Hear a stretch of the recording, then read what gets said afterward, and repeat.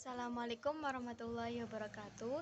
Kami dari kelompok 2 ingin mempresentasikan hasil diskusi kami yang berjudul Tayamum dan Mandi Wajib. Baik, materi yang pertama yang akan disampaikan oleh Fatonatul Khairiyah. Kepadanya dipersilakan. Tayamum menurut bahasa adalah sengaja. Sedangkan secara istilah dalam syariat adalah sebuah peribadatan kepada Allah berupa mengusap wajah dan kedua tangan dengan menggunakan soid yang suci seperti pengganti air. Soid adalah setiap yang berada di permukaan bumi seperti tanah, debu, pasir, dan lain-lain. Dalil Al-Quran. Dan jika kamu sakit atau dalam perjalanan atau kembali dari tempat buang air atau berhubungan badan dengan perempuan, lalu kamu tidak memperoleh air, maka bertayamumlah dengan permukaan bumi yang baik bersih. Sapulah mukamu dan tanganmu dengan tanah itu. Quran Surat Al-Ma'idah, surat kelima ayat 6. Baik, disampaikan. Terima kasih. Materi selanjutnya yang akan disampaikan oleh Fathul Hidayati. Kepadanya dipersilakan. Baik, saya akan menjelaskan tentang sebab-sebab dilakukannya tayamum. Syekh Dr. Sholeh bin Fauzan Al-Fauzan Hafizahullah menyebutkan beberapa keadaan yang dapat menyebabkan seseorang bersuci dengan tayamum. Yang pertama, jika tidak ada air, baik dalam safar atau dalam perjalanan ataupun tidak. Yang kedua, terdapat air tetapi jumlah air sangat terbatas bersamaan dengan adanya kebutuhan lain yang memerlukan air tersebut, semisal untuk minum dan memasak. Kemudian yang ketiga, adanya kekhawatiran jika bersuci dengan air akan membahayakan badan atau semakin lama sembuh dari sakit. Yang keempat, ketidakmampuan menggunakan air untuk berwudu dikarenakan sakit dan tidak mampu bergerak untuk mengambil air, dan tidak adanya orang yang mampu membantu untuk berwudu bersamaan dengan kekhawatiran habisnya waktu sholat. Kemudian yang kelima, khawatir kedinginan jika bersuci dengan air dan tidak ada yang dapat menghangatkan air tersebut.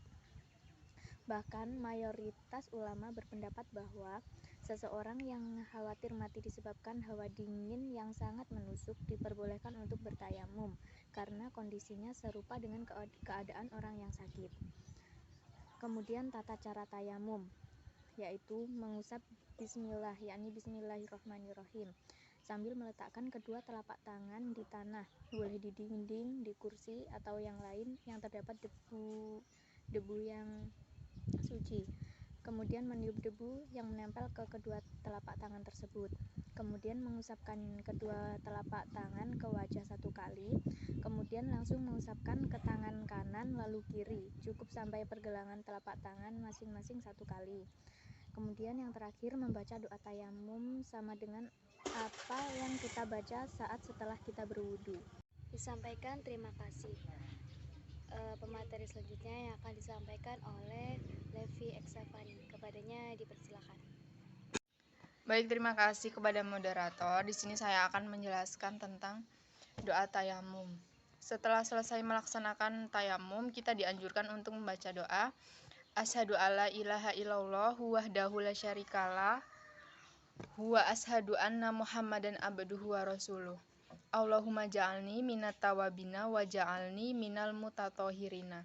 Yang artinya, aku bersaksi bahwasanya tiada sesembahan yang benar kecuali Allah Subhanahu wa taala. Tidak ada sekutu baginya, dan aku bersaksi bahwasanya Muhammad adalah hamba dan utusannya. Ya Allah, jadikanlah aku hamba yang bertaubat dan jadikanlah aku sebagai orang yang bersuci. Selanjutnya ada mandi wajib.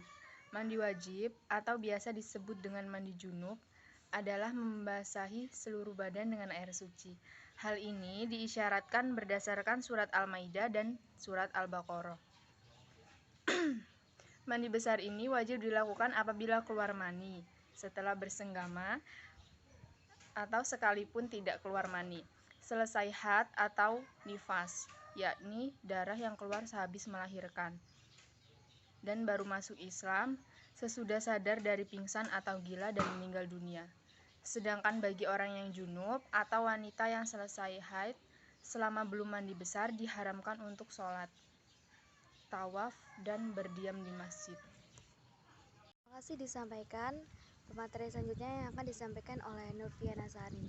Kepadanya dipersilakan. Baik, terima kasih kepada moderator. Di sini saya akan menjelaskan tentang tata cara mandi wajib. Yang pertama, terlebih dahulu mengalirkan atau mencuci tangan sebanyak 3 kali sebelum tangan digunakan mandi atau dimasukkan ke dalam tempat penampungan air. Yang kedua, membersihkan kemaluan dari kotoran menggunakan tangan kiri. Yang ketiga, cucilah tangan dengan menggosokkan dengan tanah, bisa dengan sabun agar menghilangkan kotoran tersebut dari tangan. Berwudu dengan langkah yang benar sesuai aturan atau rukunnya dalam Islam, selayaknya akan melakukan sholat. Yang kelima, ada membasuh air pada kepala sebanyak 3 kali. Yang keenam, mencuci bagian kepala atau keramas mulai dari kepala bagian kanan ke arah bagian kiri, serta membersihkan hingga pada bagian sela rambut agar betul-betul bersih juga sempurna. Yang terakhir, membasuh air mulai dari sisi bagian badan sebelah kanan lalu pada sisi bagian sebelah kiri.